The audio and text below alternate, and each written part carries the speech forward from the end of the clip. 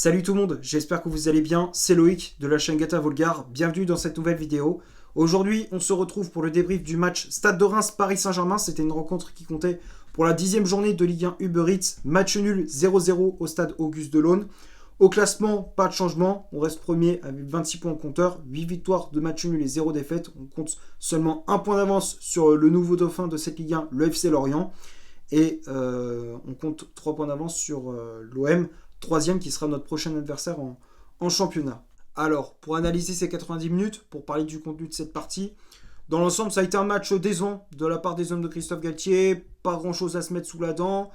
La première période, on a eu, on va dire, une entame de match assez correcte. Alors, c'est pas exceptionnel, mais on va dire qu'elle est pas mauvaise. Elle n'est pas mauvaise, tu t'es créé des occasions avec Fabien Ruiz, Kylian Mbappé ou encore Nordi Mukiele. Tu fais preuve de maladresse dans la finition. Après, il y a aussi le gardien rémois qui a fait de nombreux arrêts, faut le souligner. Et tu t'essayes de marquer, mais tu n'y arrives pas. Il faut dire aussi que Reims a mis un bloc assez compact. Défensivement, c'était compact, c'était très solide, c'était bien organisé. Et ils ont été plus dangereux que nous sur les phases offensives avec Zenelli, Balogun ou encore Lopi. Heureusement pour nous, Donnarumma était vigilant puisque défensivement c'est catastrophique. Le seul qui a sauvé la défense, c'est encore une fois Danilo. Comme contre Benfica, c'était pareil. Danilo qui sauve cette défense parce que Marquinhos et Ramos, c'est très compliqué. Marquinhos qui était totalement à la ramasse, tu voyais, les dégagements ils étaient hasardeux, les relances c'était pas terrible, pas rassurant du tout Marquinhos. Et puis Ramos qui se fait expulser à la 41e suite à une altercation avec l'arbitre. Tout part d'une faute de Marco Verratti. Il va voir l'arbitre pour demander des explications, carton jaune pour contestation, puis derrière carton rouge. Je comprends pas. Franchement, je comprends plus rien à cet arbitrage. Il y a plus ça, pire c'est. Tu as pour à peine une faute, tu te prends un jaune. À peine pour demander des explications, tu te fais expulser. C'est aberrant, c'est lamentable. C'est lamentable. Alors, peut-être Ramos, il a aussi. On sait pas, apparemment, il aurait insulté l'arbitre, mais ça, c'est des on-dit, c'est des rumeurs. On ne sait pas si c'est vraiment. Si c'est vrai. Donc en tout cas, comment dire, on est à 10, on est en infériorité numérique jusqu'à la mi-temps. 0-0, la deuxième période c'est pareil, tu subis. Reims qui essaye de marquer mais n'y arrive toujours pas. Heureusement que Donnarumma est toujours vigilant. Et après, Galtier qui fait des changements avec les entrées en jeu de Vitinha, de Neymar ou encore d'Hakimi, mais ça change pas grand chose. Et puis à la fin du match, ça part en cacahuète avec des joueurs qui se foutent sur la tronche, Neymar qui provoque un défenseur, Gravillon je crois, altercation avec Gravillon, ensuite c'est Mbappé, ensuite c'est Hakimi, là à la fin de match ça partait totalement en couille. Donc j'espère contre Benfica ça va pas être la même chose, ni contre l'OM, parce que sinon ça va partir en MMA, ça va partir en match de kickboxing. C'était du grand n'importe quoi. Donc j'espère que ça va pas être la même chose lors des prochains matchs. Maintenant, on va passer au 11 de départ aligné par Christophe Galtier. Donc 3-5-2, on change pas de système de jeu. Donnarumma dans les buts, Sergio Ramos, Marquinhos et Danilo Pereira pour former le trio défensif. Marco Verratti et Fabien Ruiz au milieu de terrain. Fabien Ruiz qui a remplacé Vitinha, laissé sur le banc. Carlos Soler en numéro 10. Les pistons Mukiele à droite, Juan Bernat à gauche, et le duo d'attaque c'était Pablo Sarabia associé à Kylian Mbappé. Les remplaçants, comme je disais, l'entrée en jeu de Vitinha à la place de Marco Verratti, Neymar à la place de Carlos Soler et Achraf Hakimi à la place de Pablo Sarabia. Composition d'équipe assez remaniée, pas mal de turnover par rapport au match contre Benfica, avec la première titularisation de Carlos Soler, qui a fait un match assez décevant, qui a été assez transparent, qui a été invisible.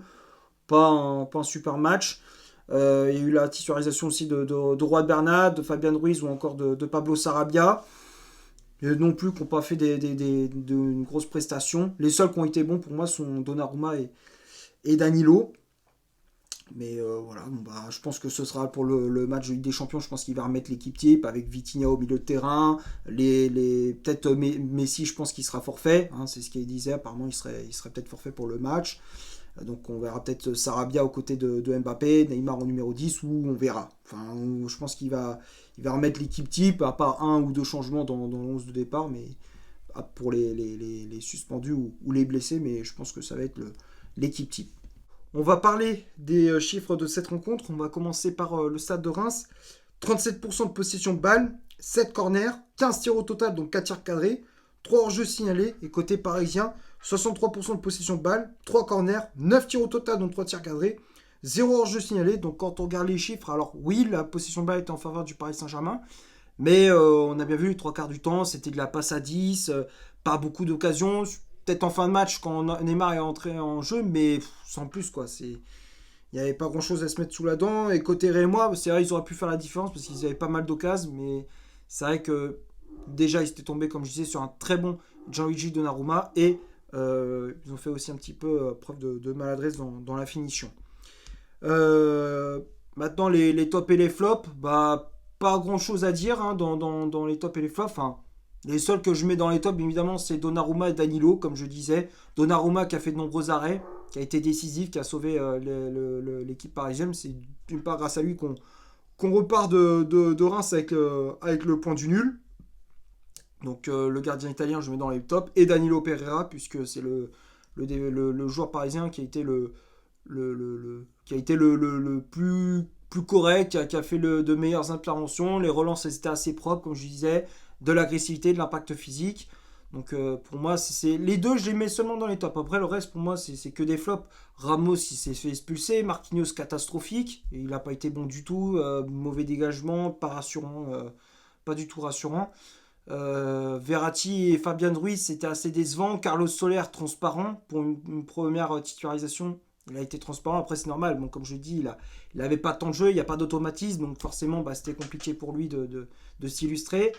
Les pistons Mukiele Bernat, pas terrible. Et le duo d'attaque Sarabia Mbappé, ils ont eu des occasions, mais bon, ça a fait preuve de maladresse dans le dernier geste. Et les remplaçants, bon, Vitinha peut-être qui a apporté un petit peu plus de justesse technique au milieu de terrain, mais sans plus. Et Neymar et Hakimi, alors Neymar a apporté un peu plus de folie à l'attaque, mais sans plus également. Et mais il a fait aussi preuve de maladresse dans la finition. Il y a eu quand même 3-4 occasions où il aurait pu les mettre au fond, il les a gaspillés. Et Hakimi qui en fin de match va souvent s'embrouiller avec les joueurs rémois, donc pas une bonne entrée en jeu du piston marocain. Je vais m'arrêter là pour ce Reims PSG. J'espère que ça vous aura plu. Si c'est le cas, vous laissez un énorme like. Tu t'abonnes. N'hésite pas à dire dans les commentaires ce que tu as pensé du match. Et on en débat dans cette barre de commentaires. Il n'y a pas de souci. Hein, je suis ouvert au débat. N'hésite pas à faire un tour sur mon compte Instagram. Le lien est dans la description. Et d'ici là, portez-vous bien. On se retrouve pour un prochain débrief. Ciao!